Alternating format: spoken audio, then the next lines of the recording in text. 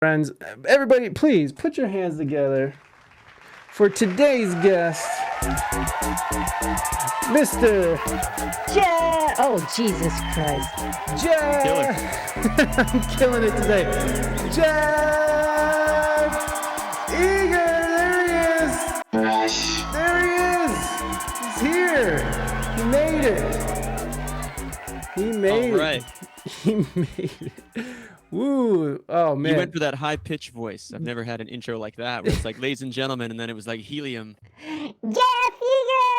Let's go! Yay! My littlest, biggest fan. Yeah, I got a toy. I got a toy since the last time you were on. All right. Cool. Jeff, thank you for coming back on, man. I'm super stoked to catch up, man. You've been doing a lot of stuff, and you just released an album, and it's fan-fucking-tastic, brother. I've been listening throughout the week, and I'm hearing all kinds of great influences in there. I'm hearing like 70s funk. I'm hearing MJ. I'm hearing Hall & Oates. I'm hearing Steely Dan. But mostly I'm hearing Jeff Eager. Dude, talk to us about the album, man. I'm excited for people to check it out. Thank you, man. I appreciate it because I know we talked when I put out the first singles, which was that was November 2021. So that was a long time ago. It was.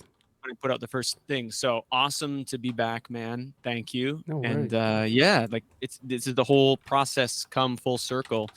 This is the full album. That's it right back there. Boom. So, 2070 on vinyl. Yeah, it's called 2070, and we did a couple album release shows last week in Toronto and just outside of Toronto, and man, it kind of feels good to be like done this part of it, you know. Yeah, wow. It's 3 years of work, so holy shit, man. 3 years of putting in your time and energy and money, of course. What do you what was the holdup? Why did it take so long?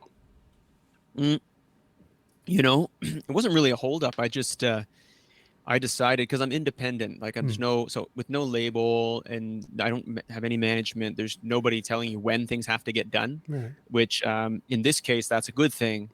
I just thought, okay, if I'm going to spend all this time and all this money on 10 songs, then I'm going to milk it, like really spread it out. Like take my time. I don't want to release 10 songs and 2 weeks later it's old news. So that's why I got those first 2 songs done and released in November 2021. And then we released another single in the spring of 2022.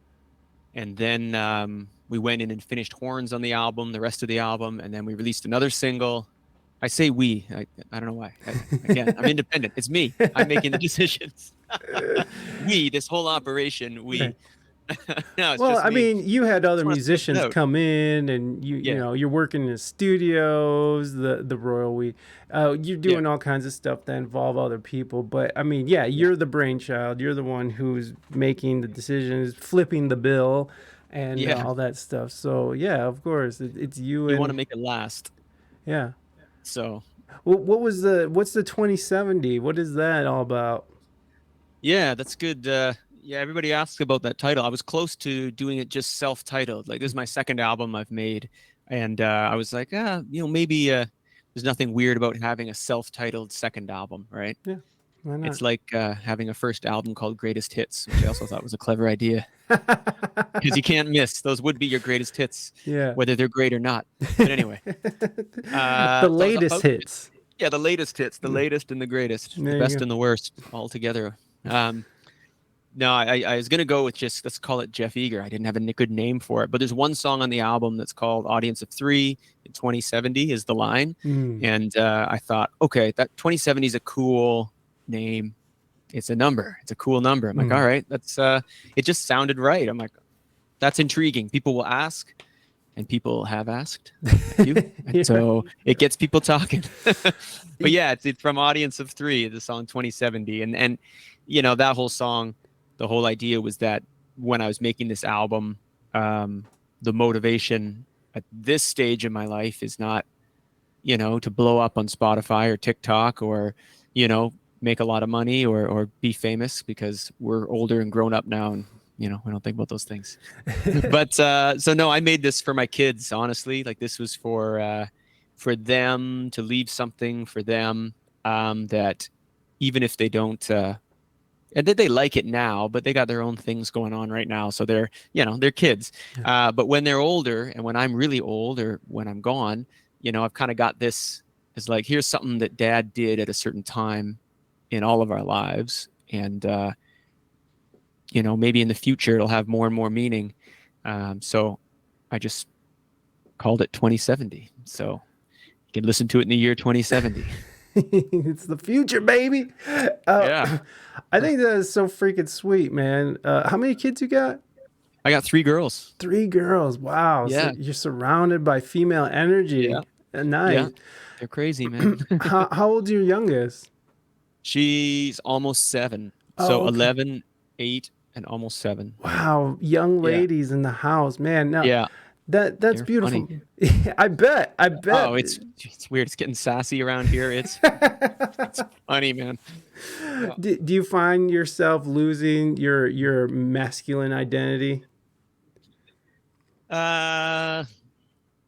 No. I love it. No, it's really nice, man. Like my wife Frances is fantastic, and when the third one was on the way, people were saying to me like, "Oh, you want a son now? Don't you want a boy?" Yeah, I remember I talked to you about this last time too, and I remember saying, I got 2 girls. I want another girl. I like this. Yeah. I like the father-daughter thing, and I was like, boy, I don't know what I would do with a boy. I think he'd be reckless, crazy.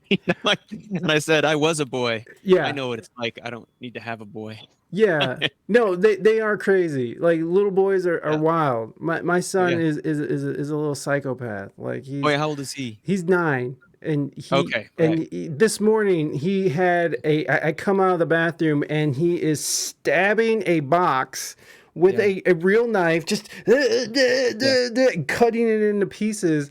Yeah. And I'm like, what are you doing? It's just whatever. It's just what he does. And I don't generally let him play with deadly, instruments, but sometimes you gotta let it out. I feel like boys need that release because we're just so full of like, testosterone, and his little testes are swelling up right now, getting all fucking, ready to shoot stuff all over the place. Nader Tater, welcome in, my friend. Yeah.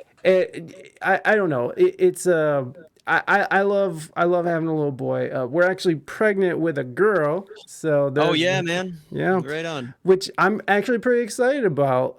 Do you find that your girls or some of your girls happen to be daddy's girls, or is there are they all daddy's girls? Like, or do you see? I mean, with 3 of them, it seems a little spread out. But how are you feeling with that? Because my son's a mama's boy. Yeah. No, they're pretty split. Like they'll bounce back and forth. They know what mom is good for, and they know what dad's good for. Yeah. So yeah. And it's funny, like girls are not, what you'd stereotype would think either, man. They're like, I said they were into bathroom humor and like toilet humor. I didn't expect that when they were little too. I thought that's a little boy thing. It's like, no, they're right in there with all those jokes, and they get wild too. Like they get bouncing off the walls, flying off couches. So yeah, you get a bit of that. Well, I that's what I'm hoping. Like my daughter will just like run out in the middle of the living room and like just blast farts and then run off giggling or something. You know what I mean? Yeah. Like that's pretty fun, man. And as they get older too, it kind of gets more fun too. It's one thing when they're babies, you're like, okay, there's a lot of baby duties, but man, you said your son's 9. Like once they get to 6, 7, 8, and you start ripping on them, like making fun of them, but then they start giving it back to you. It's a really proud parent moment when your kid's like starting to insult you back. Right. I laugh. Like they're funny. They're great. Yeah. No, I love sick burns. My son. I gotta fix this microphone. Do your Keep thing, going. My son has a sense of humor, and he'll just drop it. Right now, for whatever reason, he's been grabbing my man boobs, and he thinks it's very funny.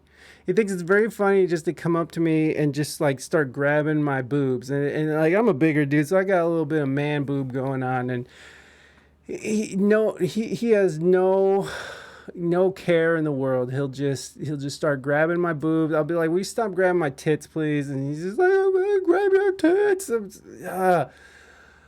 It's annoying. It's annoying. He also likes to do clap. He'll come up and just slap ass. He'll slap his mom's ass, and my wife is like, "Please stop touching my ass, please." He's just very inappropriate. He just comes out like he's very proud of his boners. You know what I mean? Like, you use ass like today.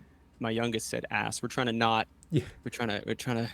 Yeah. I mean, you do what you can. I mean, Right. It's just ass, but at the same time, I'm like, can you not say that? Can you use like a Right. different word? Right. I'm just gonna grab another stand here. Do One you sec. think, man? Do you Yeah. think?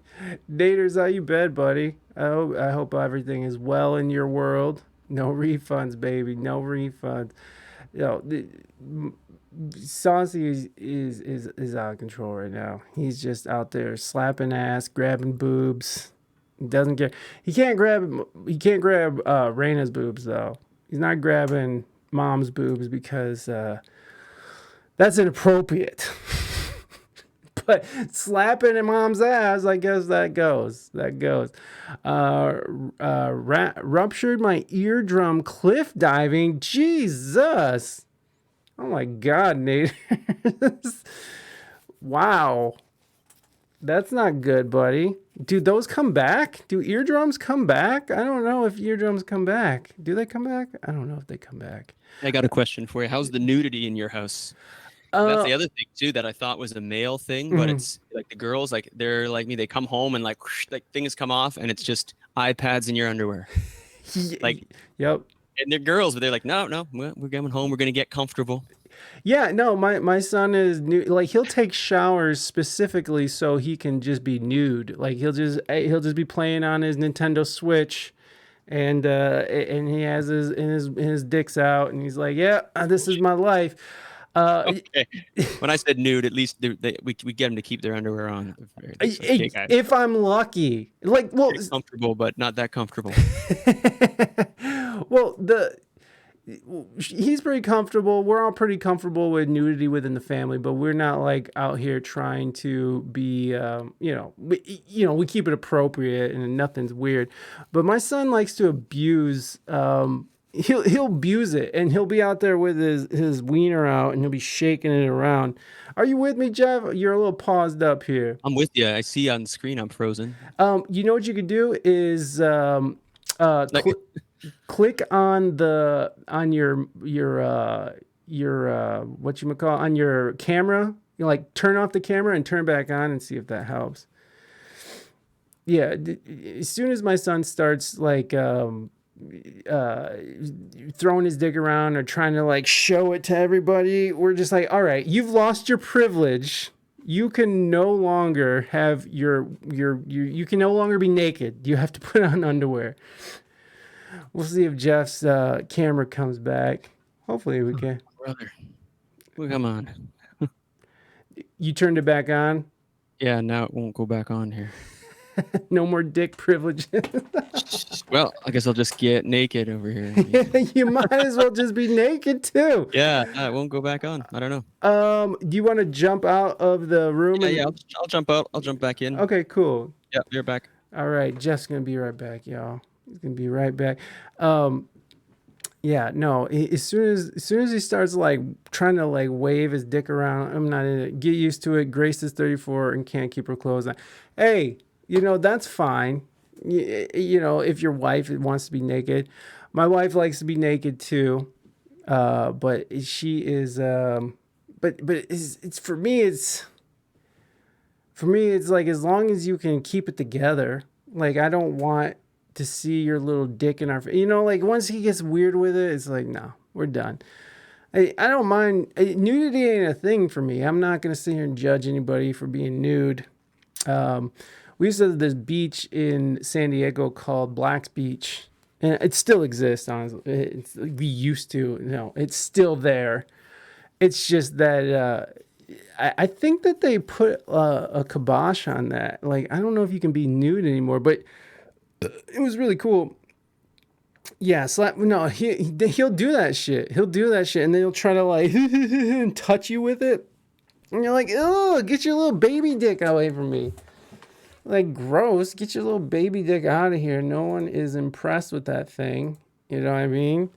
Although the Filipino nurse, when he was first born, was like, "Oh, look, it's very big." So I just assume he's gonna have a nice hog by the time he's older. I'm guessing that he's gonna have a nice sized hog. He's a good looking young man with a big dick. Yo, he's set for life. He's very he's very impressed by it. He is, and that's fine. This is normal. What is it? Does Blacks Beach still allow nudity? Oh, I'm sorry.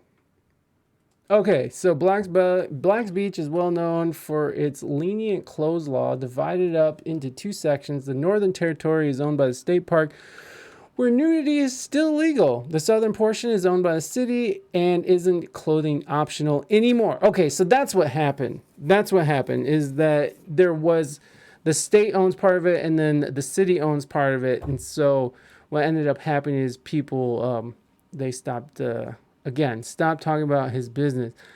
Listen, it's just little boy stuff. Squeesh. That's the sound he makes when he's pressing his dick up against the window. Squeesh. Squeesh.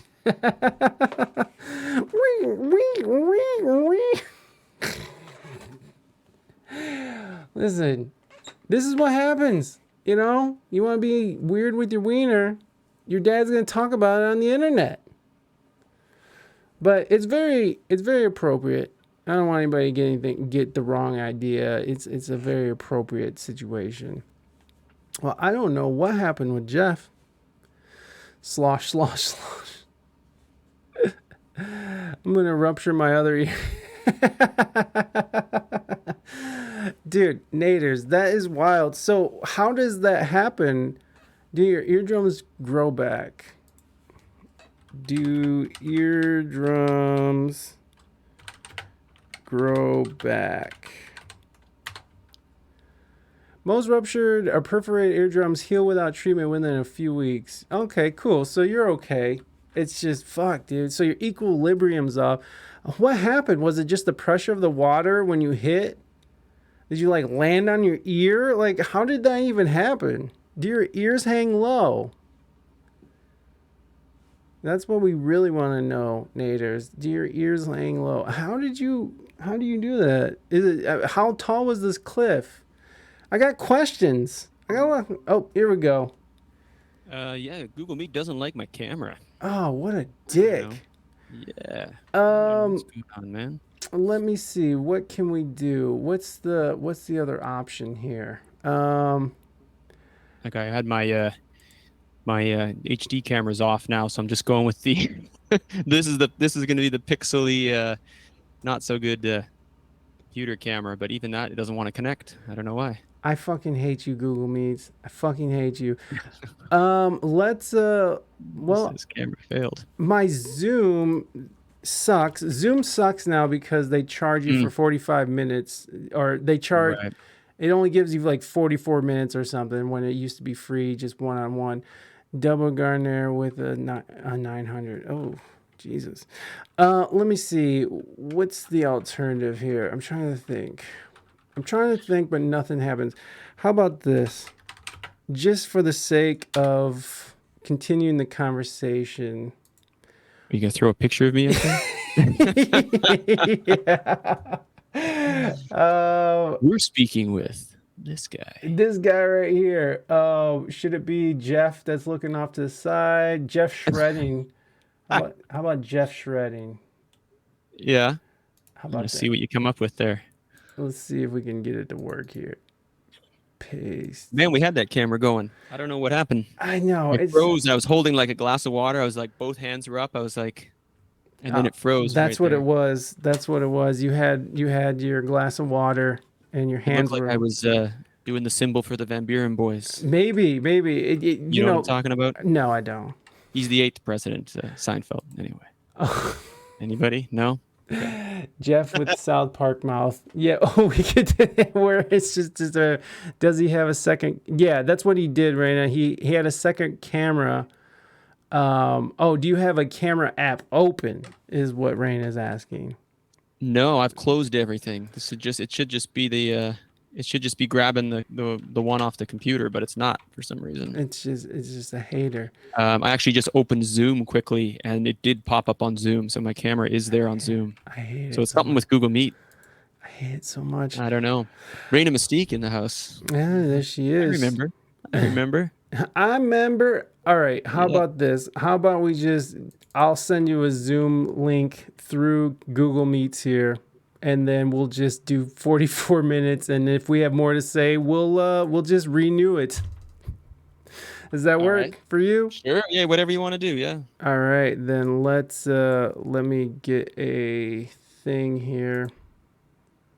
I just want to see you, Jeff. Not in a still photo. All right. I just jumping off here. I just sent it through Google Meet. So click on that, and I'll see you over in Zoom. All right. All right. Clicked off Google Meets. Let's see how Zoom does. Oh shit. And now what? I can't start connecting. And now I can't turn on my camera. Oh, I know why. Boom, I'm back. Back, baby. There, let me see if this can get this going here. See if I can get this. Been so long since I've used it. There it is. There he is. We're back. It's a little. The quality's good enough. Oh yeah, that quality is not bad at all. Dude, let me tell you something. You know, like, come on. Like, I'm just trying to be too perfect with all this. Yeah, you don't have to be precious with us. We're good. Immersive. What does immersive mean? No, fuck. I haven't used this in so long. Let me see. Not gallery. What's going on the screen? Everybody can see me. Yeah. Use Discord. I don't think Jeff has Discord. I don't. Yeah. Jeff does not have a Discord, which, oh, you son of a whore. Not you, Jeff. Oh my God, please. So I'll edit this out of the audio version of the podcast, but that's about as good as we're getting. Yeah, not everyone has Discord, Gene. Not everyone is out there with the Discords, which is okay. Not everybody has to have Discords. We're back. Not yet. All right. We're back. Can you give me a little? Jeff should have Discord. I agree. Jeff should have Discord. Yeah, I'm hearing things. Yeah, I should, right? Can you control the volume of your mic? Or if not, it's totally fine. I can get you. No, hold on. Let's just go complete audio settings. Yeah. Is that any better? It's a little bit, but I'm gonna. A little bit. There we go. I got you. How about now? Yes. That's nice and hot. Yes, it's beautiful. All right. Awesome. So I believe we were talking about child nudity, and probably a good place for everything to freeze and stop. Yeah, maybe that's what it was. Maybe they're just like, you guys are talking about children being naked. Where's this going? Yeah. Stop. Canada's getting wild right now, so you never know. I guess child nudity is not okay anytime. You know what? We're moving on. Mm-hmm. So, how is Canadian lifestyle? What do you think of Trudeau? Because I know a lot of people down here fucking hate Trudeau, and I don't hate him. I just think he's a weirdo. But that's okay. Yeah, that's the sentiment up here. It really is. Yeah, I mean, honestly, he's got the lowest approval rating, I think, of any prime minister. Wow. He's just, yeah. I didn't mean to go right into politics. It came across my mind because I'll tell you, I don't even consider it that political. I think that this country pretty much agrees. Like these, whether you know want to go down the whole trail of all the illegal activity and all the all the comments made and everything and the divisiveness. But even if you're like, hey, I'm a liberal, I support. I'm not, but if you were and you were like, I support all this, you still can't stand behind this guy. Like he's just a clown, and he's an embarrassment. And on the world stage, he's an embarrassment. It's. I know that all the countries around the world don't look at Canada, very highly. Which is Not so a good weird. thing. Which is so weird because Canada was beloved worldwide. Americans would travel with Canadian flag on their backpack at the time of our President George W. I remember Right. people were backpacking with the Canadian flag so no one would hate them. Yeah, I remember hearing about that. They'd say, "Oh, you should put a Canadian flag on your backpack if you're going to Europe." They would say to Americans, right? Yeah, which is very I weird. mean, Canadians, I still think Canadians are those people, but this leadership it's a disaster. Yeah. It's a disaster for sure. At least your president or your prime minister can finish a sentence without like dribbling nonsense out of his face. So, I got to give it up for that. Nader says that he liked him better with blackface. Yeah. The only leader who could get away with that. Like, how did you skate through that? How did you? I mean, nobody else pull that off without getting. No, well, it's because he's somehow still around. I don't even know how that makes sense. Well, it's because he's part of the WEF, and he's yeah. He's Klaus. I mean, here's the thing. Without getting to that, I've had a theory that the type of people that make great leaders are not the type of people that go into politics. That's the problem. It's like you think about people in your life who you think are like, you are just the best leader. Like you would be fantastic running a city or a country. And those are the same people that would tell you, yeah, I don't want to be in politics. I don't want to be involved in that. Yeah. And so we have a problem that the type of people who want to be in politics are not the people that have the best skills of, sober leadership. Yeah. I agree with you. That's my 2 cents.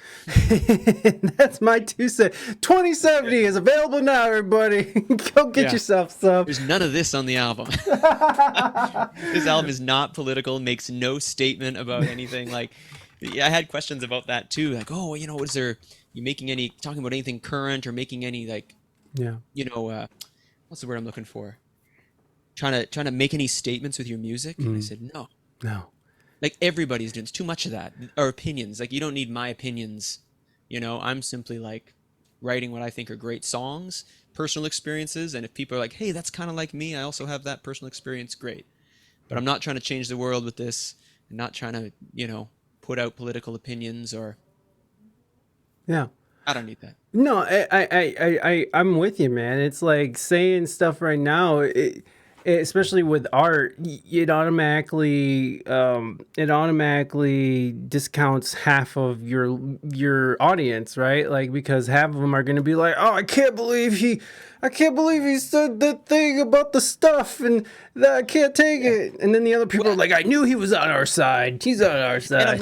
And I'm not doing it to play it safe either. It's just I don't want to write music like that, And if any strong opinions I have, I'd rather have them in personal conversations than I have a platform and here's what I'm gonna, lay on you all. No, no, for sure. We were just talking about Sinead O'Connor before you popped on, and R.I.P. Sinead O'Connor, and she was very much that person who was making statements and stuff. Were you ever a fan of Sinead O'Connor at all, or? Not really. I didn't know much beyond Prince's "Nothing Compares to You," which is beautiful, but I don't really know too much about her. I wasn't she was it was horrible. We were reading through how horrible her life was. Like her mom was very abusive. Her mom molested her. Like physically abused her, called her nothing, said she was nobody and she was from the devil, said her father left her family because of her. And I didn't know any of that. Yeah. I knew she'd had a rough go, and I knew about her son, right, who had committed suicide some months ago. But I didn't realize the details of her. Yeah, it was really sad, man. And so she was very politically driven, and that very famous thing she did on SNL where she ripped up the picture of the Pope and got all the Catholics all up in a roar, and whatever your opinion is on religion and stuff. I mean, I think the statement she was saying was very important, especially at the time, because of all the sexual abuse that was going on within the Catholic Church, and probably still is going on. It's a you quoting Kanye, Gene? You better not be quoting Kanye.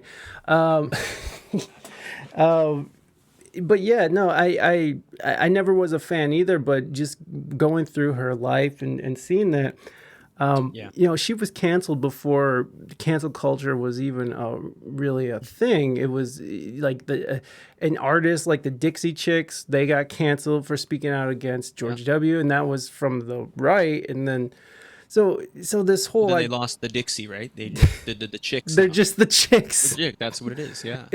They're no longer Dixie. But yeah, man, it's a weird thing to do. I commend people who can do it well, who can go off and say, I mean, like Bob Dylan and stuff. He was very good at sort of interlacing politics and social commentary into his music. Although I don't care for his voice, but no, if that's your thing, like that's it. You know, for Sinead O'Connor or Bob Dylan or Bjork, I don't know. Yeah. Who else? Right. I don't know. People that have like if that's your thing, that's great. I think I just made. I don't even know if I made the conscious choice. I just decided, with music, that wasn't going to be my thing. Yeah. So respect to those people that do that, but there's so many opinions. Everyone's got an opinion in their music. I was like, I don't need to get into that. Well, there's some fun songs for you. Yeah, exactly. And that's what I like about the album is that it's like, it's fun, it's dancey, and you could totally hear how it's for your kids, man. Like, it's just, it's full of love, man. And I think that's the important thing to contribute to art right now is sort of contribute this music that brings people together and makes people want to like just dance in the same room with somebody who might have completely different ideology than them, but you can bring these people together by just vibrations. I think that's like the power of doing personal stories, right? Like if you're gonna make a record, like all I can really write about. I tried writing songs in the past, like get into another character's headset and write a song from someone else's perspective. Like I heard, there's no Billie Jean, right? Michael Jackson didn't actually have a story about a Billie Jean. Right. It's like, they just wrote, I think, a story about a fictional character. I can't do that. It's like, I got to write from what I know and what's going on with me. And I think if you do those more personal things, you're going to connect with more people, because someone who's maybe similar to my age or, wherever they're at in life, some song's going to speak to them and they might love Trudeau. And someone else would be like, I really like that Jeff Eager song, and they might hate Trudeau. Right. Well, look at that. Yeah. We're talking about, we're not talking about this or that. We're talking about just personal fatherhood. I don't know. Yeah. Life, midlife, joy, losing somebody. If you listen to this album, if you want to go deep into the lyrics, there's some like meaningful and some sad things in there, but I kind of wrap it up into a fun package. I kind of always like doing that, juxtaposing, like, I Don't Dance Anymore. That was one of the singles way back, right? When I first talked to you. And someone said to me, they're like, oh, I love that song. It's fun. It's dancey. He's like, I listened to the lyrics and it made me feel kind of sad. Because he said, you used to dance when you were young and now you're self-conscious. You don't do it anymore. You don't feel the same level of freedom you had when you were younger. The weight of the world got tucked in your shoes and held you down and all this stuff. It's like, it's kind of sad. I'm like, yeah, maybe. Yeah. But it's fun to dance to that song. So, I like to take your brain and twist it into a pretzel. which is great because that's good art. I think it's good music when people can take it different ways or kind of be like, oh, I don't know how to feel about this because you took me one way and then you spin me the other way. Yeah. How's performing going up there? It's pretty good. I didn't with this album. I planned one big album release show, which we did last week. And there's a smaller one in Toronto, more like an acoustic, intimate, and interactive kind of thing. And those went really well. They were great. I didn't plan, like, I don't have a big tour planned or anything because money. Like, how do you do it? You know, as an independent artist, if you don't have a label, you have to apply for grants to tour, and you know, it wasn't something I was looking to get into, especially after finishing the album was such a big thing. I thought I don't want to have to be thinking about trying to tour. Yeah. So I just started to use whatever connections I have. I continue to play cover gigs all over Ontario, and that's just for me to promote my brand. And I'll sell albums from those gigs and play originals when people want to hear them. So that's really, this day and age in music, it's you do whatever you can. It's like the best way you can find out how to do it. There's no formula. So are you still playing a lot locally? yeah, well, I live like just about 40 minutes outside of Toronto. I don't play in Toronto as much as I used to, but I'm up north in Muskoka a lot, or Barrie, or out Niagara Falls way. Actually, I crossed the border. I was in the States just on Saturday, in Ellicottville. That's it. In New York? Ellicottville. It's like a little like ski town. Yeah, upstate New York, little ski town. They were having a festival, but I was there with the Epic Eagles, which is an Eagles tribute act, which I sit in with sometimes. Oh, that's sick. And that's some fun guitar playing. Like that yes. That scratches an itch as a guitar player. But I do sit in with them once in a while, and so we just drove over and did one show in the day in Ellicottville. Ellicottville. And Naders was asking about the vinyl, and I dropped the link in there. So there's a link right now, Naders. You can check out the Bandcamp. You can... and that's the best way. There is a vinyl available. Naders is a vinyl guy. Yeah, look at that right behind him there. Yeah. 2070 out now. Yeah, so what part do you play in the Eagles band? Well, it's not really divided up between the members. I'm just, I split the leads with another guy, like guitar leads anyway, and sing a whole bunch of backups. There's a guy that does like the Don Henley stuff really well. His name's Dean Young, and his voice is just like bang on. So, that's awesome. So they're called Epic Eagles. Yeah, you can check them out. They're in the States quite a bit, actually. I think in the new year we're going to go down to Florida and play some shows. And, but I kind of switch in and out with another guitar player, so I'm kind of the second call when their other guy isn't available. So, which is nice. I love just flying in, playing with them, having fun, and getting back to like original stuff and my own stuff. So there's a link, guys, if you guys want to check out Epic Eagles and see if they're coming in Florida, man. Florida. I think so. Yeah, I think that. Yeah, they were telling me, but they were down. They go down. They go down to the States pretty often. Like when I was there last year, we did Crestview Falls, I think, Kentucky, Sheboygan, Michigan, nice. Sheboygan Opera House we played, and Fort Wayne we were doing a festival there. So. Yeah, I get down to the States at least once a year. I'm down there doing something. Have you ever been to Florida? Many times. Really? I've been across Florida, man. Really? I once took a Greyhound bus from like a Greyhound in Florida, from the East Coast to Clearwater Beach and the West Coast. A long time ago, and that was an interesting ride with some interesting people. Yeah, well, yeah. Anytime you're on a Greyhound, you're gonna find some fun people to hang out with. Mostly drunks and vagrants, but I really enjoyed those kind of people. Yeah. What were you doing down there? Just traveling around? No, that was a long time ago. That was I was down there for one thing near and around Disney, and then I was with the girls seeing the time. This is like 20 years ago, and we knew someone in Clearwater Beach, and we're like, let's add time to our trip and we'll go there for a few days and stay. But then we're looking for a way to get there. I'm like, okay, let's start looking up, Greyhound times and stuff. And I just remember that being a sketchy trip across the province. Yeah, don't across the province. Listen to me, the state. The province. Yeah, I didn't even catch that. My Canada is showing. Put that shit away. Is showing. we don't take kindly providences down here in America. It's not right. It's not fucking right. I hate to keep coming back to it, but like I just saw this video where they just did. Is it true that they just outlawed handguns in Canada. I don't know how much into firearms you are, Okay. but I'm just. I'm not really personally into firearms. That'd be news to me. I didn't Hmm. hear that one. I thought You I know? saw a video where Justin Castro was Yeah. talking about his firearms stuff. No. Handguns.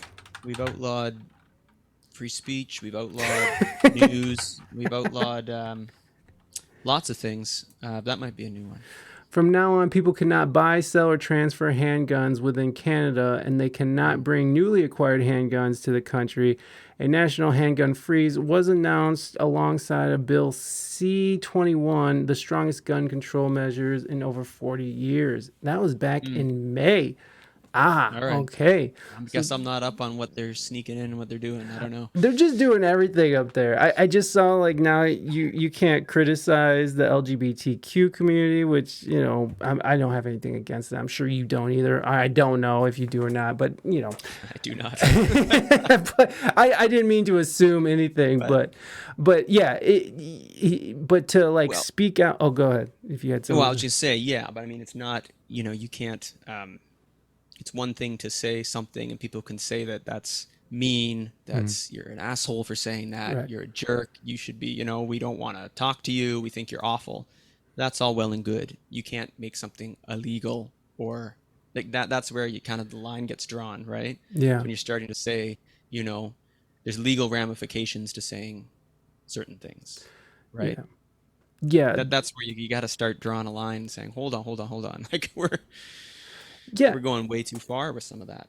Yeah, and I absolutely agree with you because freedom of speech is such an important thing, especially for artists. And you're not really a politically charged artist, but I mean, you understand the idea that people should be able to express themselves freely and Absolutely. and question the government Yeah, because it seems like it's absolutely. just one of those things that just go the next step is like, well, if you criticize Justin Castro, then now that's a problem too, and it just keeps sort of going.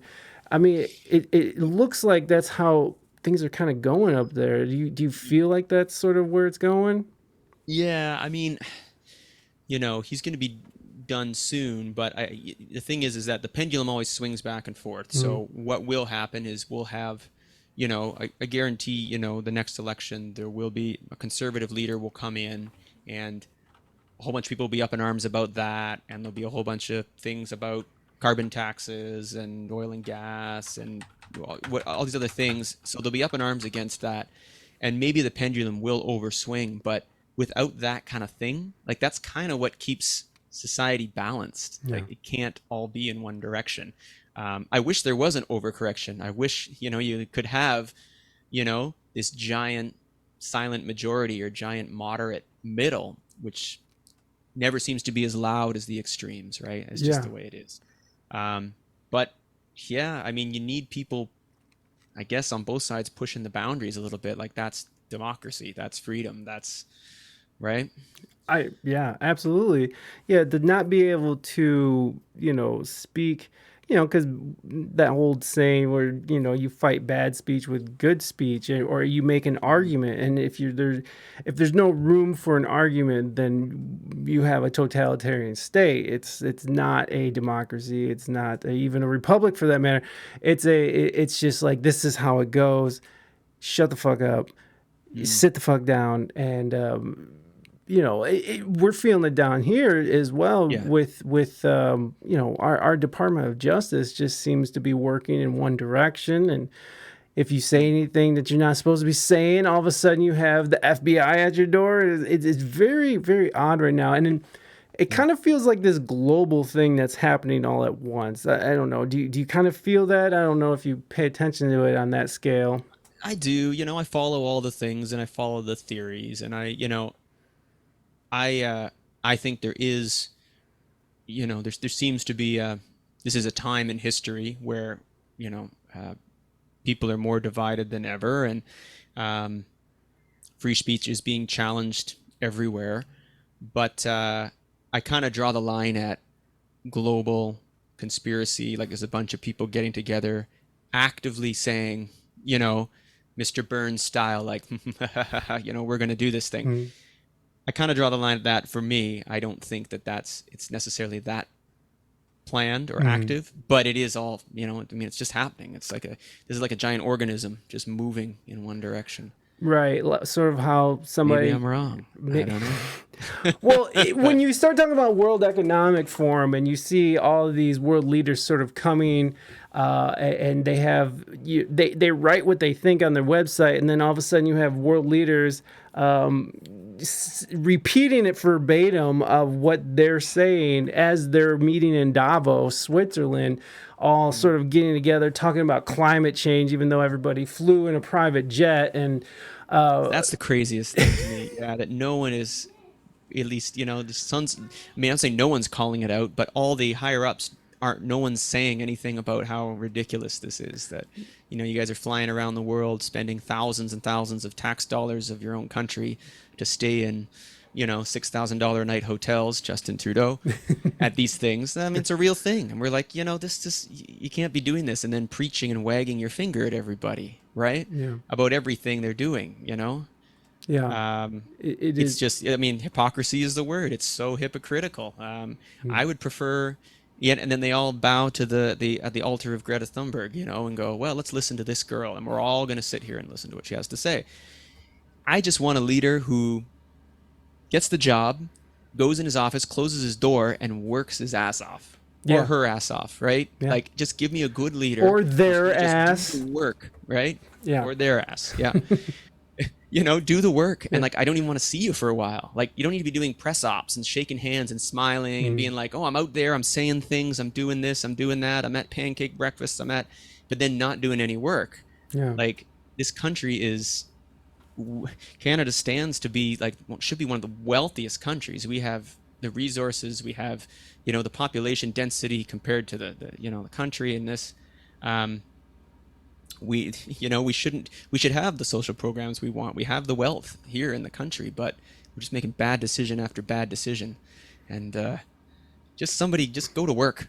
Be a grown up, go to work, crunch the numbers, be mathematical, be smart, run the numbers, say we can afford that, we can't afford that, I need to cut that I need to grow, and make this country wealthy. And when it is wealthy, then we can have all those things, all that stuff. But if people can't feed their family, all the other, floofier stuff isn't, it's not important when you can't feed your kids or fill up your gas tank. Right. Yeah. Absolutely. So that's Canada right now. How dare you? How dare you? Oh, love us some Greta here. Why are you gay? Oh, that's not what Oh, hold on. I have this one right here. Wait, what was that last one? Why are you gay? Where is it? Oh. Pound town. Pound town. Pound town. Oh shit. Okay, stop. I love Pound Town. That song is amazing. Have you seen Pound Town? Have you heard Pound Town? I've heard of Pound Town. I haven't, I kind of, I stopped after WAP. Yo, but WAP though. Come on. It's so empowering. It's empowering women everywhere. And so is Pound Town. Right. That's right. Yeah. Yeah, this is great stuff. Hey, again, free speech, do it, if that's your thing and people like it, that's great. Go for it. It's not for me. Yeah, you seem pretty moderate. You seem like someone who is not extreme on either side. I just think. I just use my brain and I take every issue and I go, what makes sense? Yeah. I don't care if it's right or left or what the thing is. I go, what makes sense? Yeah. And I would like to think that the majority of people are similar to that, is that they just simply kind of think, and it's not an emotionally driven, response of over-response, right? Yeah. I don't know. But it seems like these leaders that we have right now it feels like there is sort of like, they're not in control, right? It doesn't seem like they're the ones. It seems like that whoever's funding their campaign is sort of making these decisions. And it feels like, especially for us down here, where we're spending almost $200 billion to fund this proxy war in Ukraine. We have LA spent $17 billion or $18 billion on homelessness in the last 10 years, and the number has only gone up. So, I mean, even the money that's going into it, which is mostly bureaucracy, which is where most of that money is going, it just seems like anything that we're trying to do is always sort of thwarted by either bureaucracy or there's this corporate overlord that's trying to funnel tax money into private hands. It just seems like corruption has become the norm. Is that it always been that way, and maybe we're just seeing it more? Like it's I don't know, I mean, I don't know if has the government ever been kind of pure? And again, that goes back to what I was saying before, is maybe that's why the type of people that you want to lead aren't the type of people that get into this, because it's so dirty. Right? Like the people, I think they're like, you are just, in my life, I think you're an amazing leader, you should run this country, is the kind of person to be like, I can't do that. I got way more important things to do than that. Yeah. Well, I think you affect change, in your own little circle. That's the thing. I mean, that's why I talk, politics, more one-on-one, or don't put it in my music. And I think, rather than shout it from the rooftops, you can affect change in your personal lives with people. Yeah. Right? Yeah, I think you're right. I think you're right. Those kinds of conversations. Yeah, and especially running out of time, you son of a bitch. And where are we? 10 minutes. We're in 10 minutes. You want to try to jump back, see if the camera works on Google Meet, or are you giving up on Google Meet? I'll just give up on Google Meet. We'll just let that counter go down, and if we want to keep the conversation going, we'll just jump out, and I'll send you a new thing or something. Yeah. But it's man. The corruption just seems to be so. And you're right. Like, we only get this most spineless, fucking just roll over and take it type of people who have no problem with accepting money on a large scale to serve their corporate overlords.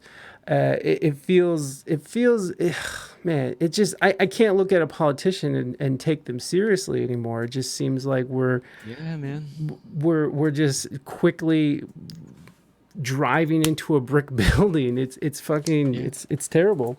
Well, maybe people start that way. I don't know. Like, do people start their political career like, I'm gonna make a change, twinkle, like, right. Is that how it begins? And then after years in the system of being like in Canada, like a cabinet minister or whatever, like after all those years, do you just get like warped, turn into one of these? I think it is zombies. I think it's part that. I think that people who want to have power are seeking power. They are the people who are probably the worst people to do it. That you want the person that doesn't want the job.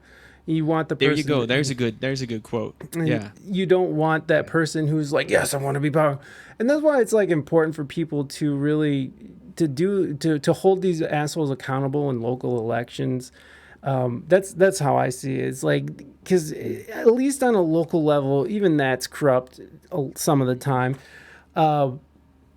It's really important to hold these people accountable here and now in a local level, because those are the people who tend to start climbing the ranks, because those people are vetted, and they're the people who are brought up from other politicians who are like, oh, this person will play ball.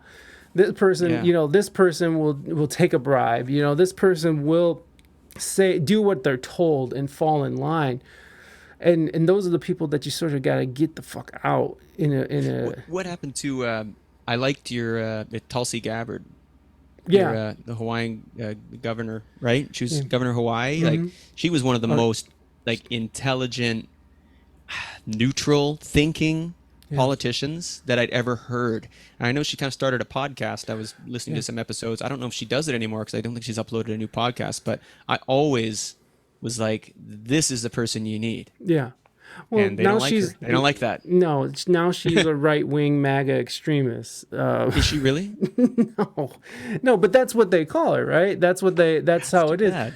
Because No, yeah. or conspiracy theorist or whatever, anti-vax or whatever you want to call them, it is that's how they sort of discredit people now, especially when she started going up against the Clintons.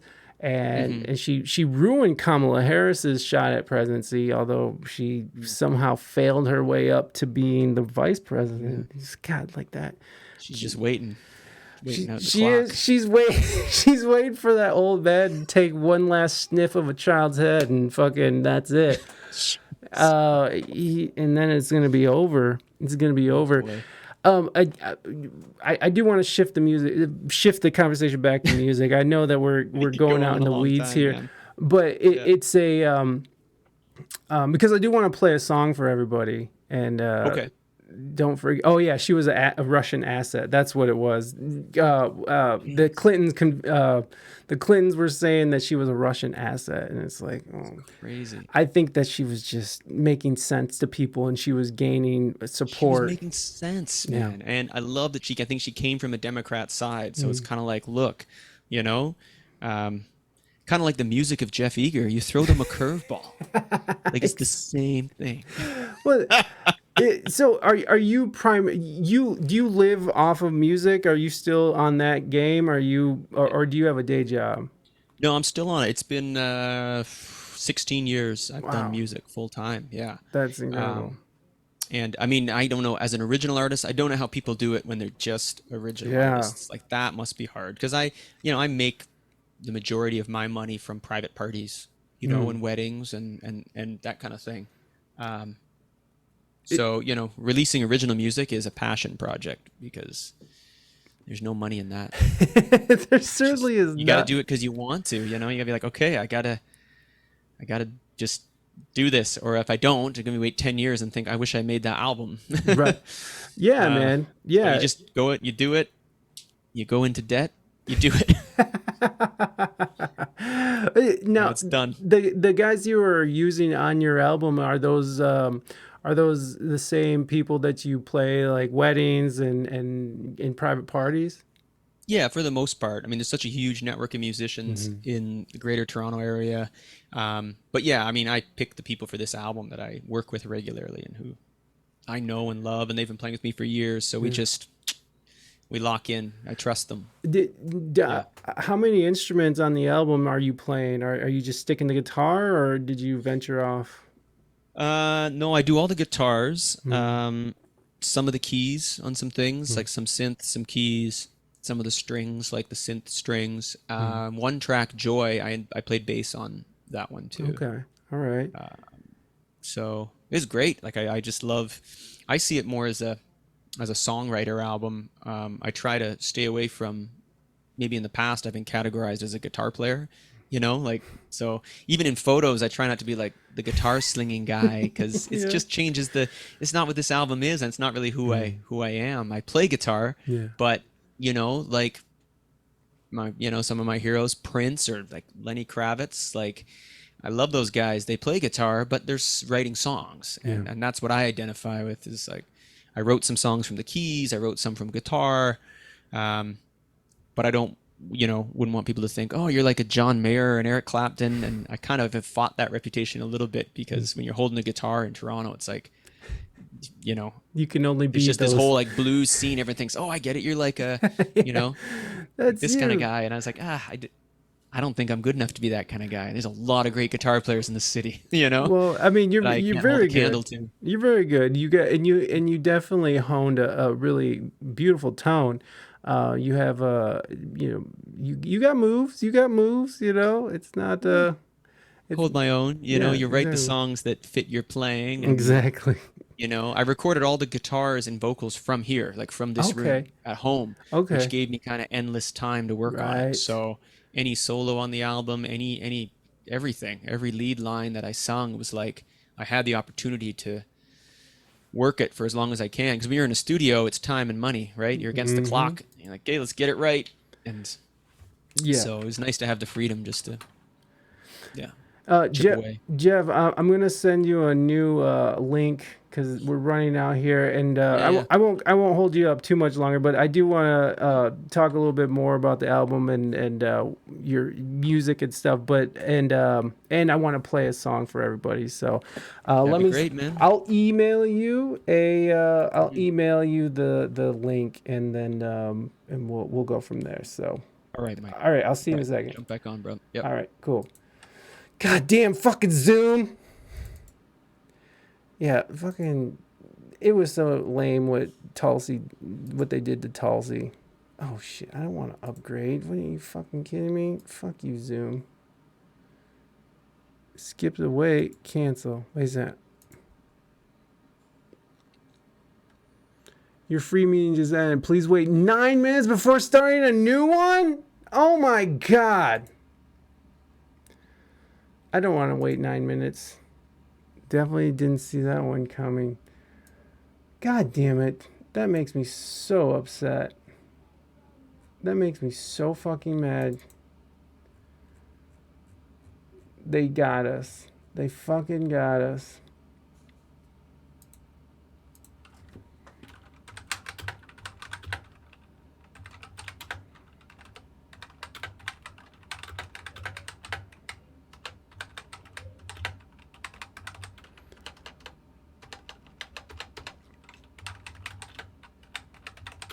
Just jump back into Meet's link. Yeah. Well, yeah. Didn't see that one coming. Yeah, hold on. Fucking because they don't play dirty over there. Jump back into Meet's link. Zoom wants my money. Boom, send it off, and then we'll go over here. I'm sorry about all the technical difficulties, guys. But you know how it goes. You know how it is, baby. You know how it is, baby. Remove, baby. Oh, there we go.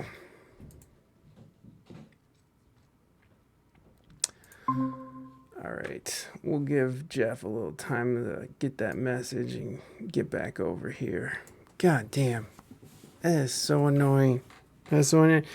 I actually wanted to ask him about, you think I could do any better? Naders, of course you could. You should just run on the platform. It's like a free revolver for every person who votes for me. That's how you do it. A free 22 with every vote for Naders. Free 22 for a vote for Nader Poo. Oh, that wasn't good. I don't know if anyone could do that job well. I mean, even the people who want to actually do it and do it, by the books. I don't know if that's a job that can be done. It seems like if you're gonna get to that level, like get to the Senate, oh, there he is. It seems like you got to play by the rules and be corrupt. Because that's just how it is. I don't know if it's possible. All right. It's going to be pictureless Jeff. But that's okay. It says my camera's on. That's weird. Just technology is not in our favor today. And that's okay. That's okay. Let me get rid of this sumbitch here. All right. And wait. Shit. That's not what we're doing.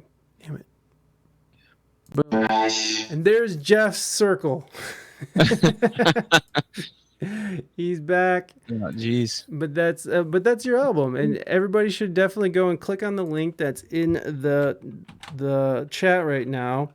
Vinyl is available, and go listen to the album. And if you're listening on the audio, and make sure that you guys go click on the links and support your boy Jeff, because he is out here. This is a 3-year project that he has just been working his ass off on, and y'all should go and enjoy it. It's a great album, and yeah, go do that shit, dude.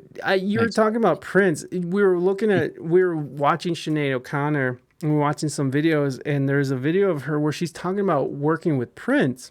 Have you ever seen that video? I don't think I've seen that one. No. So maybe we should. Can you see me? Can you see what's going on the screen? Oh yeah, I got you. there's this video where she's talking about Prince. Let's see. Prince. It's not the greatest. It doesn't paint Prince in the greatest light, but let me share with you. Wait a second. I could see him being a little difficult. Well, I Seems like a won't. perfectionist. Well, to the point to where he was violent. He was actually violent with her. Oh, shit. So what ended up happening was Prince wanted to go and Prince summoned her. That's how she explains it. Prince summoned her to Paisley Park, and they didn't get along too well, and he ended up attacking her over something because I don't know what it was. They were supposed to work together, but he ended up chasing her. He pushed her. I think he got a punch in. He ended up chasing her around the car. She was spitting on him. Yeah, she says it. I've not heard that story. Wow. It's actually very it sucks because I love Prince too. I think Prince is a fantastic artist. Like he was just an incredible musician. Like he could play every fucking instrument ever. But it's sad that he had this side to him, and she talks about how he's actually broken ribs out of girls in his band because of things. There's other allegations where he would have these sex parties at his place. There's nothing against sex parties if everybody's involved is into it, and so there's not really allegations of him like being sexually assaulting people, but like just being abusive in a way where he's making girlfriends wear his clothes or have sex with other people, and then he would have these crazy parties where every room was a different theme of sex. So one room would be like whips and chains, the other room would be like all ladies. Just which to me is amazing, but minus the horror show of being abusive. But she also was saying that he was on some really dark drugs, and that's part of what happened with her, with him in her situation. And she ended up having to run away, and she made it to a neighboring house and rung the doorbell because that's what her mom or something told her is like, if you ever get in a situation, run to a neighbor's house and ring the doorbell. And that's when he sort of left because, well, it's Prince and he doesn't want to be like caught chasing some little girl. Which, Sinead O'Connor was a very tiny little girl. So was he. He was a tiny little man. So, Well, yeah, that's wild. I mean, these artists like that are so otherworldly talented, I mean, I don't want to get into the Michael Jackson thing, but Right. It's the same idea where it's kind of like there's so much with all this like brilliance and like this kind of thing. There's a lot of darkness that comes with that too. It is.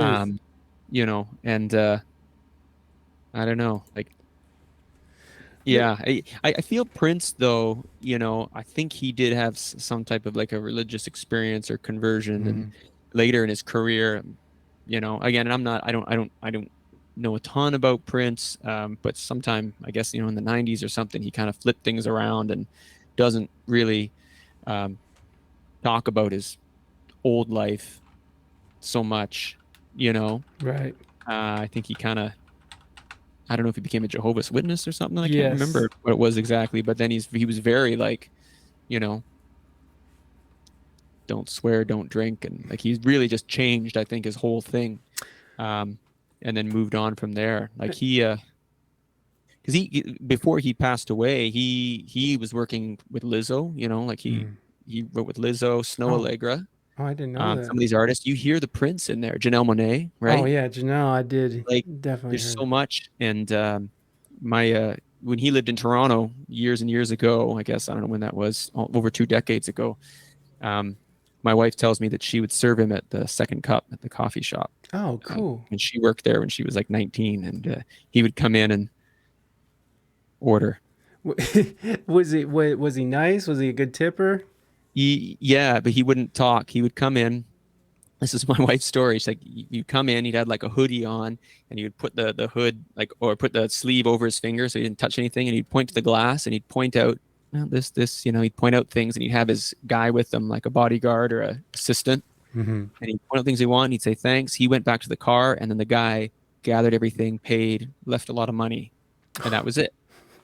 But that, I mean, Yeah. that's not too bad, you know. Like, so it Prince seems needs his croissant, man. Prince needs his breakfast bagel. yeah, he needs his coffee and his bagel just like everybody else. Just like Yeah. everybody else. What Yeah, one he just bagel has it with 50 beautiful women.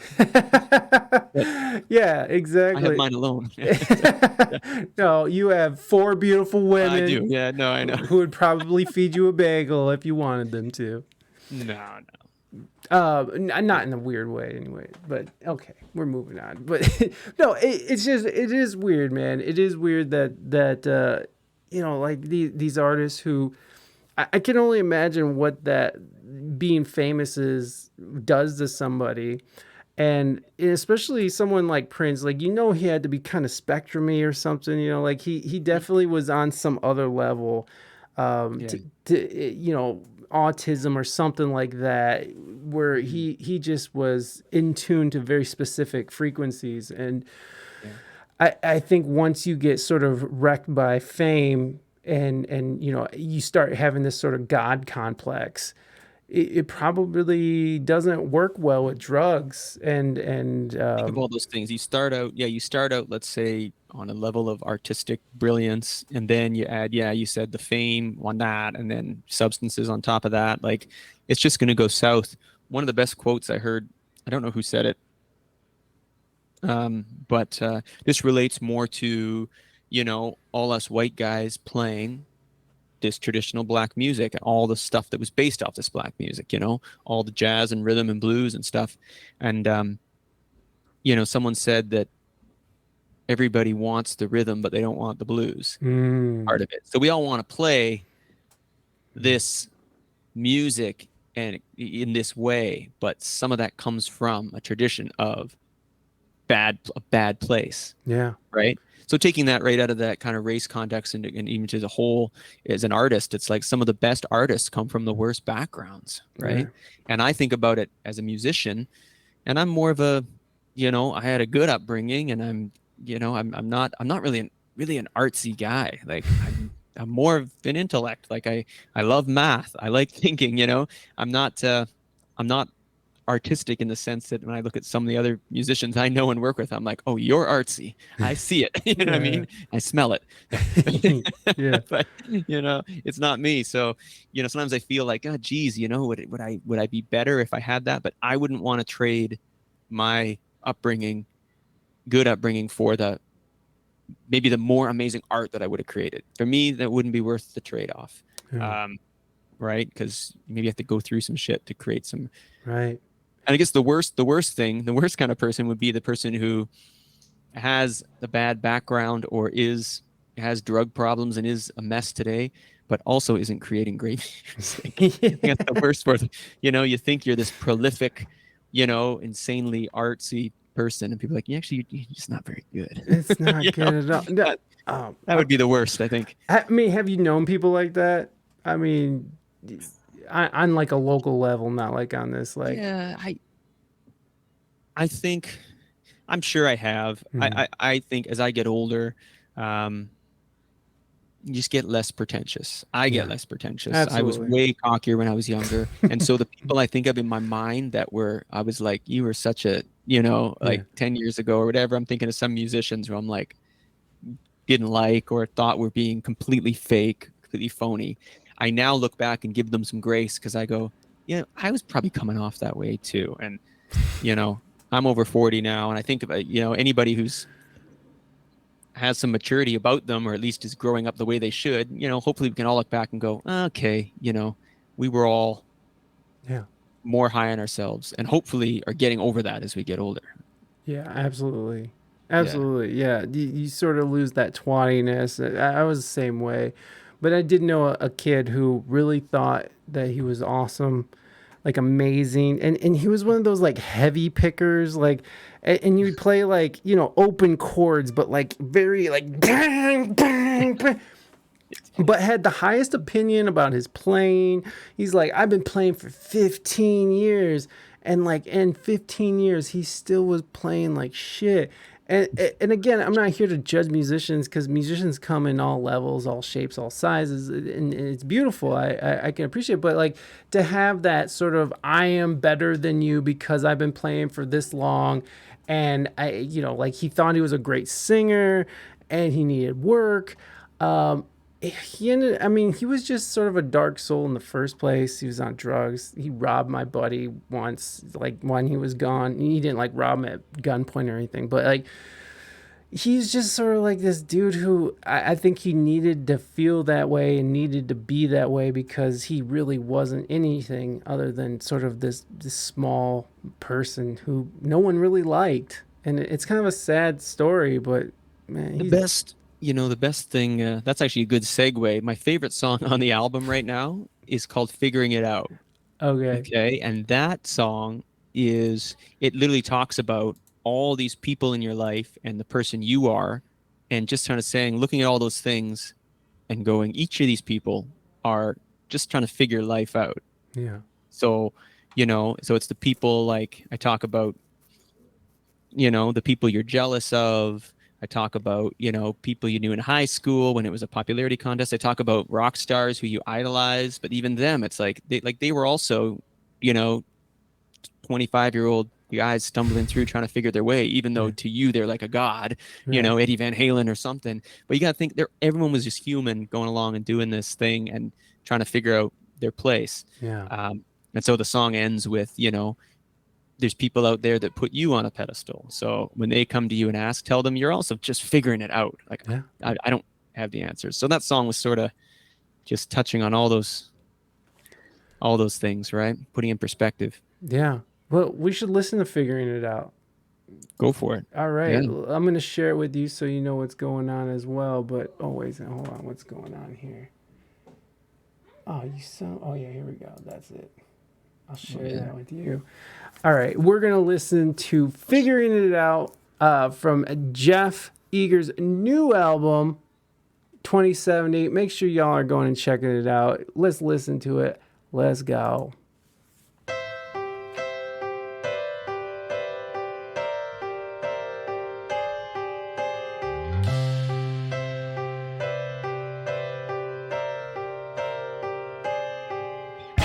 Paint me a picture of what you see. Show me how things are and how they ought to be. The difference in the quality and what they got on you. It might seem like you don't have a thing. Whoa, everywhere you go, yeah, the grass is green. But lives are never what they seem. We're all figuring it out. All these kids living in the street, looking for the next hit of self-esteem. The girls who sell a fantasy, and the guys that pay their rent. The high school love that you ruled out, whoa, the one that you always think about. You were 17, full of self-doubt. You were figuring it out.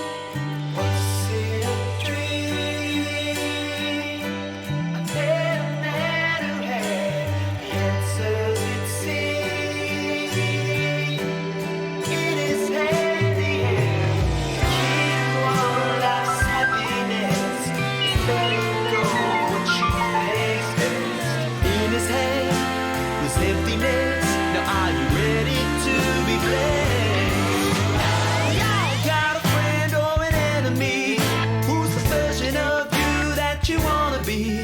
Step back and you will see a bigger picture here. There's at least one or two put you up on the pedestal. Tell them this when they come to you. We're all figuring it out. Figuring it out. Figuring it out.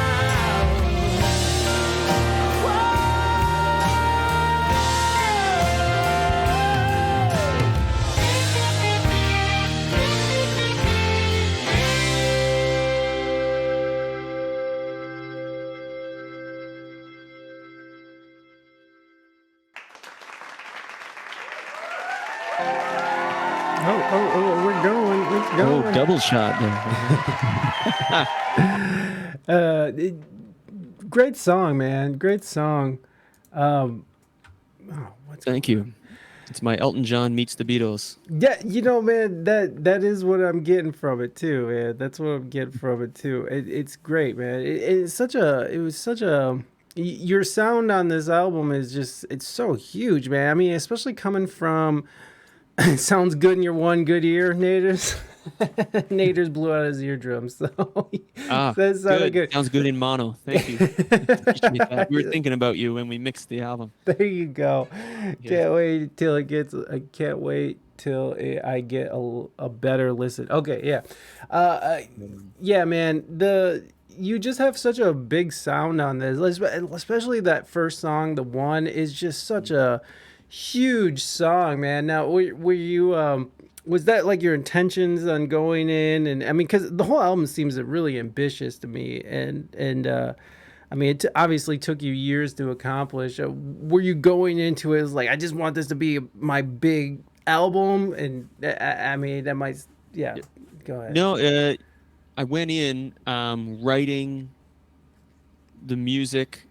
See, I wanted to write songs that I loved as much as the cover songs that I played. I found, with my first album, there's some good songs in there. It was a good first attempt, but I found that I didn't always love playing them live, and they were kind of like, they weren't doing it for me. But then if you asked me to play, like a Supertramp song or Michael Jackson, The Way You Make Me Feel, or like Shining Star, Earth, Wind and Fire, like I would come to life on stage. I love playing that. And I said, my original should feel the same way. Yeah. And so I said, every song has to feel as good as, my favorite covers. I think that's why these songs came out so elaborate in their, I guess I shouldn't say elaborate. I just mean there's a lot of care put into it. Yeah, absolutely. I just wanted them to feel the same way.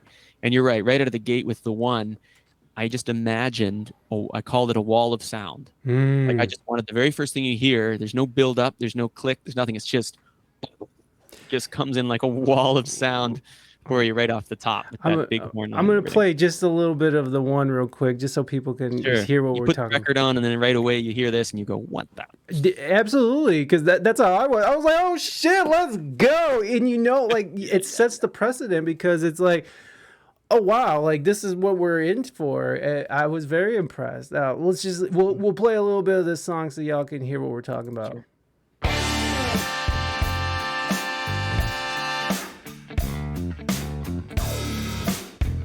That big, huge horn intro, man.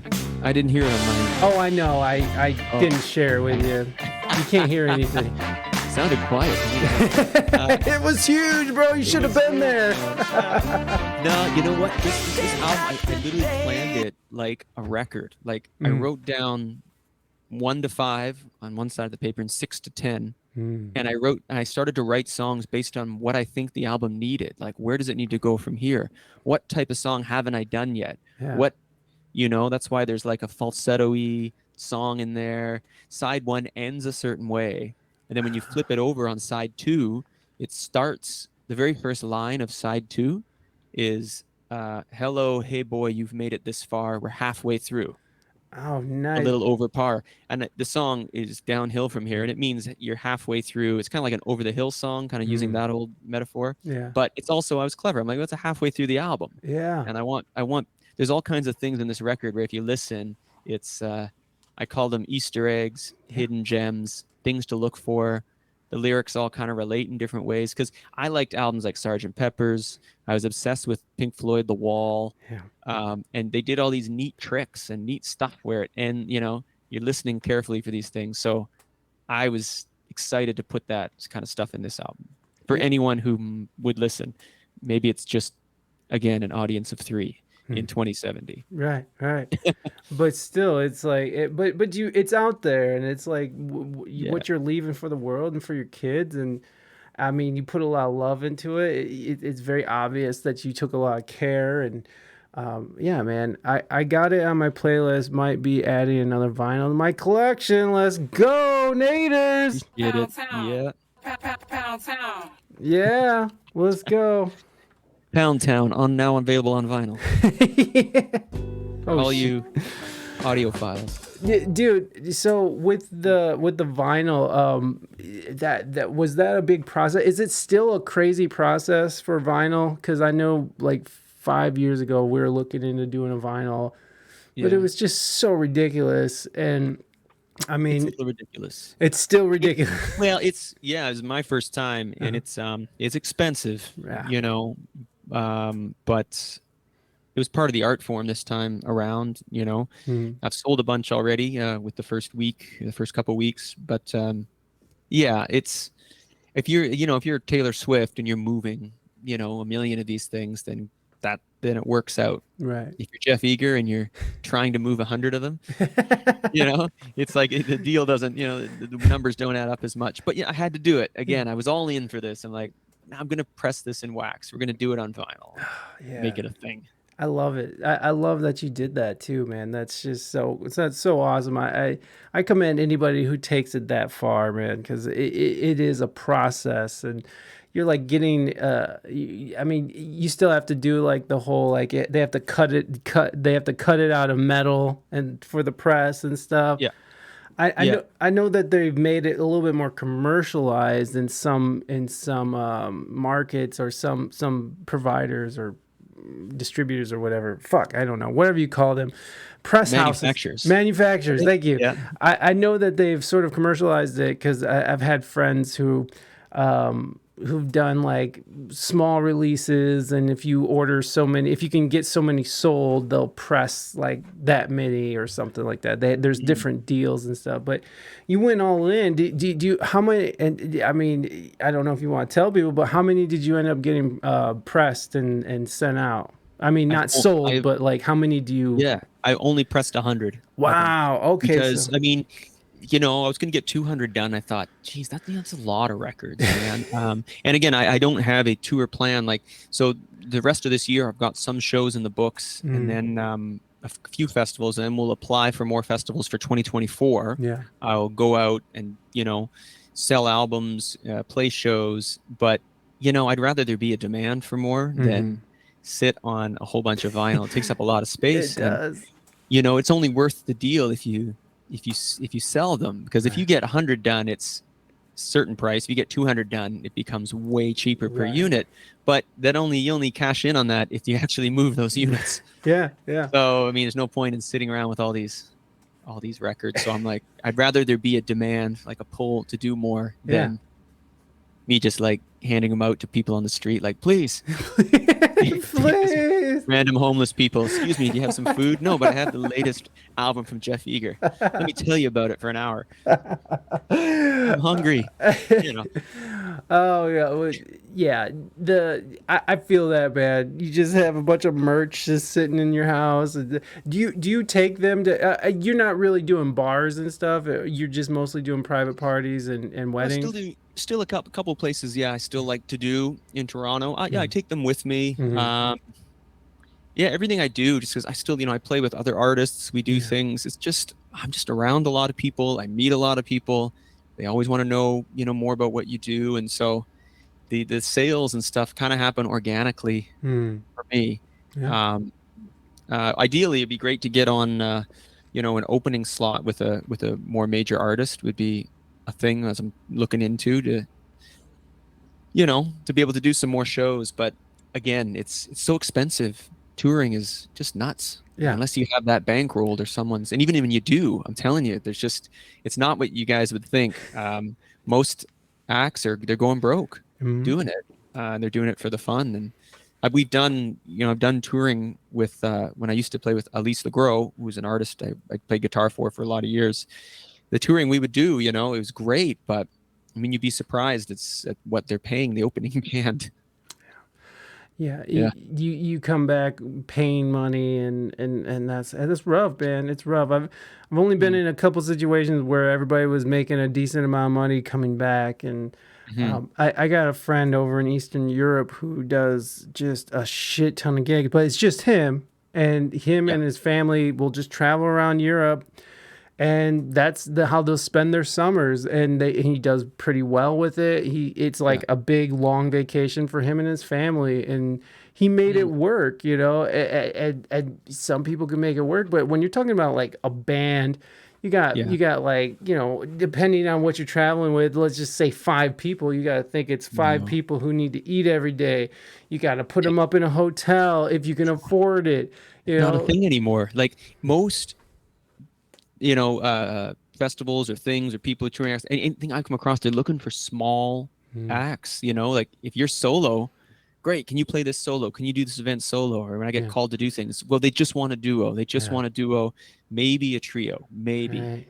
But, they don't want a 4-piece, 5-piece, 6-piece band, even though as artists we're like, I want to bring the whole right Parliament Funkadelic crew with me, or whatever it is. Hell yeah. Bring the whole Wu-Tang Clan. Oh, dude, fucking, I was traveling with a reggae band, and we had like 8 or 9 motherfuckers with us, and it's just that don't even make sense. It doesn't even make fucking sense anymore. It's just it's ridiculous. Oh, but yeah, man. I mean, if you can make it work, you can make it work. But most people are, like you said, coming back solo. Yeah, you got to be able to be adaptable. That's it. Like, be able to play solo. I'd give that advice to young artists. Like, if you can do your own thing solo, you'll be able to play a lot more, make some more money, do more things. Yeah. Jeff, I appreciate you coming on the show today, and I appreciate you pushing through these technical difficulties. What is the best piece of advice you've ever gotten? That's a big question. Yeah, it is. It is.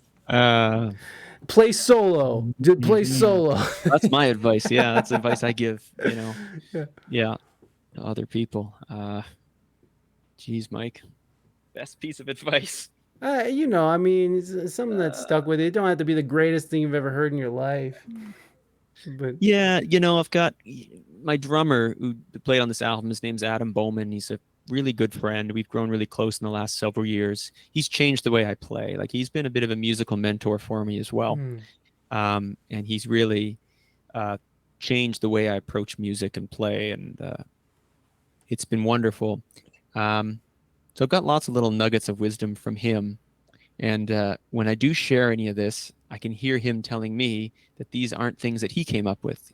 Someone else passed this along to him. So he's a teacher in the sense that he's like, I'm just passing this along. So he's a humble guy as well.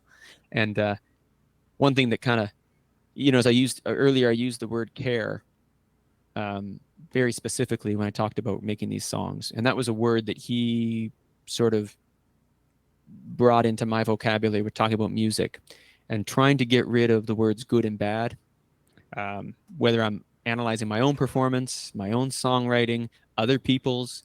He said it's not necessarily that this is bad, that or this guy's playing great and this person's playing bad, or your song is great and your song this is bad. It's like the amount of care you put into it, and attention to detail is kind of, I think, what sometimes separates performers, live players, music, recordings. Because it seems like a lot of people don't care enough about the gig they're doing, or they don't care enough about the song they're playing. They're not serving the song. Yeah. I back up a lot of artists. I play wedding gigs where we play standard wedding rep, and you don't know how many times you're on stage with maybe certain bands, certain people, where they're just like, like you aren't listening to what we're doing. You actually are. You don't care about making this song that we're creating right now sound good and make people dance to this song, right? You're just off in your own world, doing your own thing for whatever reason. So I've started to kind of really try to use that word a lot. Like, let me pour a lot of care into the art I'm creating. Yeah. But with that, you know, you got to remember that the further I go, the more I really only take on projects I'm excited about now. Yeah, absolutely. Because I mean, again, I can't be doing a gig playing repertoire that I don't like, you know, let's say with a band that I'm not particularly enjoying playing with. Well, that's very hard to care. It's hard to care about that. Yeah. So really, I guess advice for me would be, you know, if it's financially possible for musicians, try to learn to say no to things that you know don't just become that jobber who takes everything. Yeah. Because that will suck your soul. You're going to be playing with a whole bunch of artists and do a whole bunch of things, and 80% of it, you're going to step back and go, you know, I'm really not liking this. This is not, you know. So if it's possible, say yes to the things that you know you're going to love and enjoy. Yeah. And then you're going to find that you want to put so much care into it, you know? Yeah. That's great. Yeah, man. That's awesome. Just word vomit there for you. Take it or leave it. Just train of thought. No, man, it's great. It's great. People, you're absolutely right. I mean, I play with people too. I've been that person, you know, like when you're playing so many cover gigs and you're working, you know, 4 or 5 days a week or your whole weekend, and you're like on your 5th show in a row, and you're just like, oh my God, you're torn up, you're tired, you're beat up. You know, sometimes you're just going through the motions, and the thing that I always feel like is like you got to be grateful for that position in life, because you could be roofing in July, you could be, you know, you could be working in the sewers or whatever. I mean, you're making a lot more money than probably what you're making on stage, but you gotta understand that it takes a long time for people to reach that goal where you get to live off of music. Like, you get to live off the thing that you love doing. So be grateful and find the care in what you do on everything that you do, and pick the projects that excite you. It switches, right? Because for so long when you're young, you're just trying to make that, hey, I'm a full-time musician status. Yeah. And then once you do that for a while, you kind of forget. You're just like, this is great. What, 8 gigs this week? Awesome. You know, 3 gigs today, I can do it. Yeah. Then you realize you're not enjoying it, and you're like, wait a minute, you know, I need to maybe be a little pickier. I'm gonna go nuts doing all these gigs and playing stuff I don't want to play. Right. So. Right. Yeah, man. I appreciate it. Jeff, thank you so much. Everybody, make sure you're going and checking out the new album 2070. It's out now on vinyl. It's out on all streaming services. Go get yourself some Jeff Eager in your ear. Everybody, put your hands together for our homie Jeff Eager. Thank you, Jeff. Hey, Mike, thanks so much, man. No worries. I'll be in touch, my friend. You have a great rest of your day. We'll chat soon, brother. All right, bye. There goes Jeff and Eager. There goes Jeff Eager. There goes Jeff Eager. There goes Jeff Eager. Oh yeah. There goes Jeff Eager. There goes Jeff Eager. There goes Jeff Eager. Oh, yeah. All right, guys. We are going to be back next Monday. We're missing Friday because it is my baby Boo's birthday. So I'm going to be spending it with her. We're going to go out to a nice meal. We're going to be doing some fun things. And maybe I'll get some pregnant punani. Who knows? Maybe I'll get some of that. Maybe I'll get some of that good, son. Oh, wait. Pound Town. I'm going to take her to Pound Town. Pound Town. Pound Town. Pound Town. Pound Town. Pound Town. Pound. Why are you gay? All right. I'm sorry, Raina. All right, guys. I will see you guys next Monday. And I love you guys. Be good. I'll see y'all later. Bye.